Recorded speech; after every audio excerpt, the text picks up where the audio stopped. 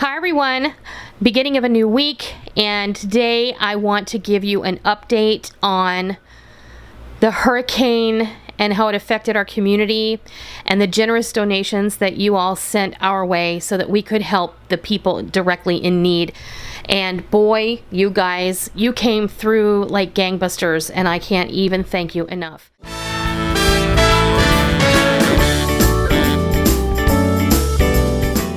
This is the stack of receipts from the majority of our donations. Some of them were made in cash to local individuals who were helping other people do other things, and we gave freely. So I just wanted to show you guys this giant stack of receipts. And this is my spreadsheet that was created from all of the expenditures and the income. You guys were amazingly generous, and I am humbled by your generosity, and I just have to say thank you.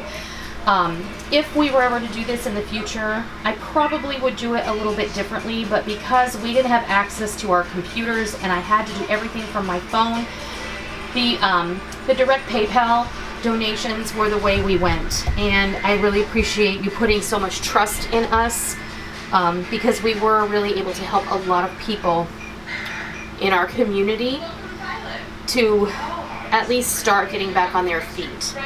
So this was an amazing help, and I thank you so much. As you know, every year we do a service project through our channel at Christmas time, but we're going to call this our service project for this year, and I will not be calling upon you again to donate for any other purpose. Last year we gave to Feeding America. The year before that we gave to Hurricane Matthew. The year before that we gave to an orphanage in Africa.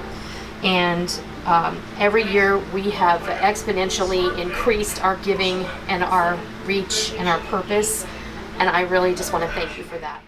This whole experience has been incredibly humbling to me, and you will never truly understand how much you have touched my heart and the hearts of my family and the hearts of my community. And first of all, again, I can't thank you enough. I'm doing a voiceover today because I have this video footage and little clips and pictures that I have collected that people I know have posted online, and I wanted to share them with you just so you could get an idea of the devastation in our area. This is directly in our area. People who were not affected directly by hurricane winds were affected by flooding. There have been a lot of people who have lost their homes. A ridiculous amount in the millions and millions of dollars has been affected here in this area. And this is only in New Bern. It's even greater up the coast. We are just a little bit over 2 weeks out. The hurricane hit on the 13th of September, and we are just a little over 2 weeks out from that. It was on the 15th that I came to you and I asked you to, if you could, to share with me so that I could share with people in my community. We did this directly through our church, and we did everything we could to find where the needs directly were. We were able to collect over $3,000, and I can't even begin. I did not expect to have that much. We were able to give all of it to the community. We have approximately $300 left in the coffers, and we're going to be donating that to a combination of our church and the Red Cross, because the Red Cross has been instrumental in being here, in feeding people, in getting people who didn't have any other help, the help that they needed before FEMA could arrive and other organizations could be here. We were here 2 weeks before anyone was allowed to get in and help. FEMA just got here this last week, and then Samaritan's Purse came, and so many other organizations besides the Red Cross are here. The Tide Loads of Love came, and they were here for over a week, and they were doing laundry for people. And Procter & Gamble was here, and they brought an ice truck with them that would make ice, and they gave away ice for free. And so many organizations came here and they fed people. We didn't partake of any of those because we we're blessed enough to not have any damage to our home in any way, and that is one of the reasons that we felt so strongly about spending the last 2 weeks giving back to the community and helping where we were needed. Whenever we were called upon to do something, we definitely tried to help. We did everything from purchase a generator for an elderly couple who needed the help. They did not have a generator, so we took that call. We got that for them. We were able to get them all of the necessary equipment, such as extension cords and grounding wires, and we were able to set that up for them. We were able to help people who had their homes completely lost to flooding, under 14 feet of water. They're still mucking out, trying to make a semblance of what they have left, if anything, which I seriously doubt. People that we know through our church who started GoFundMes to raise money to help themselves get back on their feet. We were able to make generous donations to all of those people. There is a family in the next town over that was completely, the community was completely underwater. They posted a GoFundMe because these two women who were not flooded out, they were trying to make lunches to help people in the community who had nothing. So they put up a GoFundMe and they said, we're trying to help them to buy the necessary ingredients to feed the people that are coming their way. So we actually donated to them as well. I have a friend that I know through church who was doing the simplest things, trying to help find things for her children to do as service during these really hard days after the hurricane hit. She came up with some amazing ideas, and one day she posted on Facebook, we're going to go to McDonald's tomorrow morning and we're going to buy biscuits and we're going to put them in a wagon and we're going to go downtown and we're going to pass them out to people and we're going to pray with them. And so I gave her some money to help offset the cost of that. And we had a community barbecue for all of the volunteer workers, and we paid for that in full. And we gave money to our local no-kill humane society that spent the entirety of the storm before and after rescuing pets that had been left behind by people who could not take them with them when they were rescued or when they were evacuating. And these people went around to all parts of our community, rescuing the pets and the animals in boats, in cars, and pontoons. The local community was so instrumental in helping them find a location besides the one that they already had. They now have 2 locations that are completely full. They're trying to reunite people with their pets if they had to leave them behind. They were in desperate need of things like cat litter. We made 3 very large physical donations of cat litter to them, as well as a cash donation for whatever they needed to use it for. We did a lot of feeding people. We did a lot of helping volunteers. We bought gas for people. We did everything that we could wherever we found a need. A church friend of mine called me. Her sister, who owns a home in the next town over, was in New York at the time. She needed to travel back because her house was under 14 feet of water. This was a different person because Pollocksville got a tremendous amount of flooding. And she said, my sister needs to get back here. The insurance company has paid for a rental car for her for a week, but that's the extent of it.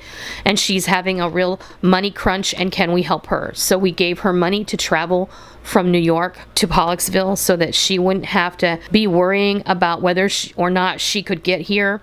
And we made sure she was taken care of. The way that we approached this was a filling in of the cracks. There were a lot of places that were helping a lot of people, where you have to sit down, you have to fill out an application, you have to express your need, and then you're helped. I wanted to be a way that people knew if we could help them, then we would within reason, and we did that. I want to thank you all for helping us achieve that goal. What you are looking at is our community after, and we have a long way to go. By no means have we healed from Hurricane Florence. There are hundreds of people who are without homes. There is now a rental shortage, a real estate shortage. There are people who still don't have a place to live. There are still people who are displaced and now have to relocate.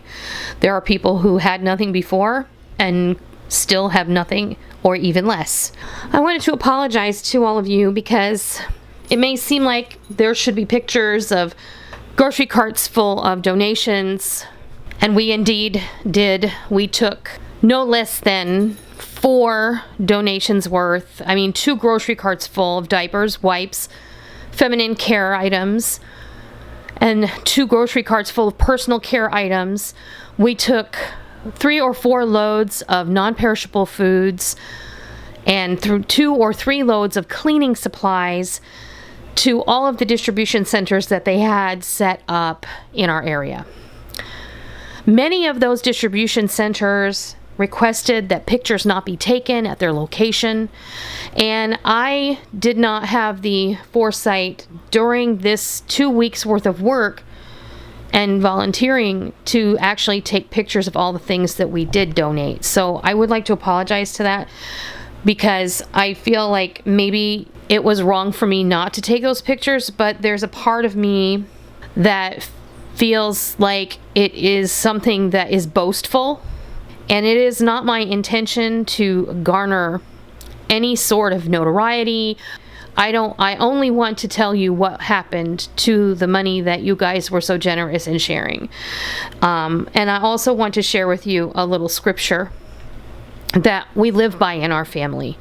And we've been living by this for as long as my children have been with me. And that scripture comes from Matthew 6:2-4. That reads, "Thus when you give to the needy, sound no trumpet before you, as the hypocrites do in the synagogues and in the streets, that they may be praised by others. Truly I say to you, they have received their reward. But when you give to the needy, do not let your left hand know what your right hand is doing, so that your giving may be in secret, and your Father who sees in secret will reward you." And I think it's super important to live by that, because it is not my intention to get attention for this particular act. It was just my intention to help my community, and because I have a rather large audience, I really felt like it was my opportunity to be able to help them in a bigger way than I would have been able to help them without your help. So I want to say thank you again for that. I mentioned that if I had to do it over again, I maybe would have done it a little bit differently. I do usually use a website called Continue to Give, which is very similar to GoFundMe, except that it is for people who are trying to raise money for charitable events or for churches, and they take a little bit less of a percentage. But I had only my phone to use at the time when I put the call out for you guys to help. And so that was immediately what I thought was easiest. Just to give you some information, I was a paralegal for a number of years, 11 to be precise. I am quite aware of how to keep good records. I have worked in fundraising and nonprofit organizations in my past, and so I made sure to keep impeccable records. I have 2 PayPal accounts, one that is personal and one that is for my business, Noreen's Kitchen. You can do that, and I do have permission from PayPal to have both of those accounts. Never the twain shall meet. Both of these accounts also have debit MasterCards attached to them so that I can have instant access to my money when it comes into the account. I made sure that my business PayPal had a 0 balance, but this time I made sure to turn off all the cookbook sales and reroute them to the other account. And I made this account only for donations, so I kept very close track of who gave what, how much they gave, when they gave it. And I made sure that when we had instant access to our funding, that we used it only for charitable donations and helping the community and the people who needed it. So that gives you some idea in full disclosure of how we approached this entire situation, because if I had the opportunity to use my computer or my laptop, internet was spotty at best, and the morning that I was able to actually film that video where I was asking you to help, we were lucky to have the connection that we had, because about an hour after that we lost our internet connection completely for about 24 hours. We were working with what we had in the best way that we knew how. Our family has come through this. Sadly, there are other families who are going to take months and months, if not years, to get through it. They're going to be suffering from PTSD and emotional loss just from losing their homes and what have you. And I just will ask you to keep them in your prayers even so now, because even though the storm has passed, a whole other journey is starting for these people, and we want to make sure that we keep them at the forefront of our minds. I hope that you are as excited about learning what we were able to do in our community with your generous contributions. And like I said in my initial video, we may not be able to do everything that we can alone, but when we come together and do it together, we are able to achieve great things. And that is exactly what we achieved this time. So I want to thank you all again so much, and I hope that you enjoyed this video. And until next time, I'll see ya.